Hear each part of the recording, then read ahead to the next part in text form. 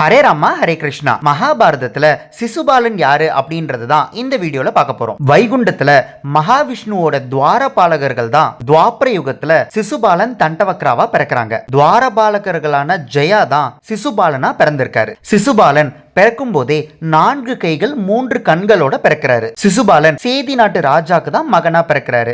சிசுபாலனோட அம்மா கிருஷ்ணரோட தந்தையான வசுதேவோட தங்கை. அப்படி பார்த்தா கிருஷ்ணரோட அத்தை மகன் தான் சிசுபாலன். சிசுபாலன் பிறக்கும் போதே 4 கைகள் 3 கண்களோட பிறந்ததுனால சிசுபாலனோட அம்மா அப்பா ரொம்ப வருத்தப்பட்டாங்க. அந்த சமயத்துல அரண்மனைக்கு வந்த ஒரு ஞானி, நீங்க வருத்தத்தில் இருக்கீங்கன்னு எனக்கு தெரியும், நான் உங்களுக்கு ஒரு விஷயத்த சொல்ல போறேன். உங்க மகனோட எக்ஸ்ட்ராவா இருக்கிற 2 கைகளும் 1 கண்ணும் சீக்கிரமே கீழே விழுந்துரும் அப்படின்னு சொல்லிட்டு, எப்போ விழும் அப்படின்னா, உங்களுக்கு பழக்கமான ஒருத்தங்க உங்க குழந்தைய தூக்கும் போது அந்த 2 கைகளும் 1 கண்ணும் கீழே விழுந்துரும். ஆனா யார் தூக்கும் போது அந்த 2 எக்ஸ்ட்ரா கைகளும் 1 எக்ஸ்ட்ரா கண்ணும் கீழே விழுதோ அவங்க கையால தான் உங்க மகனோட உயிர் போகும் அப்படின்னு அந்த ஞானி சொல்றாரு. இதை கேட்டோடனே ராஜாக்கு ஒரு பக்கம் சந்தோஷமா இருக்கு, ஒரு பக்கம் வருத்தமா இருக்கு. என்ன சந்தோஷம் அப்படின்னா, நம்ம மகனுக்கு இருக்கிற 2 எக்ஸ்ட்ரா கைகளும் 1 எக்ஸ்ட்ரா கண்ணும் கீழே விழுந்துரும் அப்படின்றதுல ரொம்ப சந்தோஷம். ஆனா யார் தூக்கும் போது அது விழுதோ அவங்க கையால தான் தன்னோட மகன் கொல்லப்பட போறான் அப்படின்னா,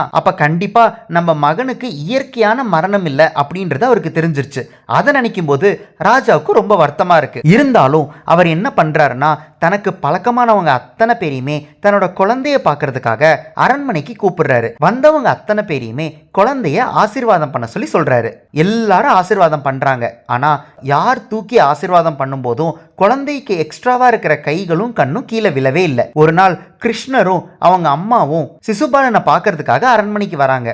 அப்ப கிருஷ்ணர் தூக்கும் போது சிசுபாலனோட எக்ஸ்ட்ரா கைகளும் எக்ஸ்ட்ரா கண்ணும் கீழே விழுந்துருது. சந்தோஷத்துல இருந்த சிசுபாலனோட தாயும் தந்தையும் பயங்கரமா வருத்தப்படுறாங்க. எதுக்காக அப்படின்னா, கிருஷ்ணர் கையால தான் சிசுபாலனோட உயிர் போக போகுது அப்படின்றது ஊர்ஜிதமாயிடுச்சு. ஞானி சொன்ன மாதிரி எக்ஸ்ட்ரா கைகளும் எக்ஸ்ட்ரா கண்ணும் கீழே விழுந்துருச்சு அப்படின்றதுனால அந்த ஞானி சொன்ன அடுத்த விஷயமும் நடக்க தான் போகுது. கிருஷ்ணரோட கையால தான் சிசுபாலனோட உயிர் போக போகுது. சிசுபாலன் மேல இருக்கிற பாசத்துல சிசுபாலனோட தாய் கிருஷ்ணர் கிட்ட ஒரு ரெக்வஸ்ட் வைக்கிறாங்க. அவங்க என்ன ரெக்வஸ்ட்டை வச்சாங்க, அந்த ரெக்வஸ்ட்டை கிருஷ்ணர் ஏத்துக்கிட்டாரா, சிசுபாலனோட உயிர் காப்பாற்றப்பட்டதா அப்படின்றத நீங்க தெரிஞ்சுக்கணும்னா கண்டிப்பா இந்த வீடியோ டிஸ்கிரிப்ஷன்ல இருக்கிற லிங்கை பார்க்க மறந்துடாதீங்க. ஆல்ரெடி சிசுபாலன் துவாரபாலகர்களா இருக்கும் போதே பாவம் பண்ணதுனால தான் பிறவியே எடுத்திருக்கிறாரு. இப்போ சிசுபாலனா எடுத்த பிறவிலையும் அவர் நிறைய பாவம் பண்றதுனால நம்மளோட ECG கார்ட்ஸ்ல சிசுபாலனுக்கு நெகட்டிவ் சிம்பிள். ஹரே ராமா ஹரே கிருஷ்ணா.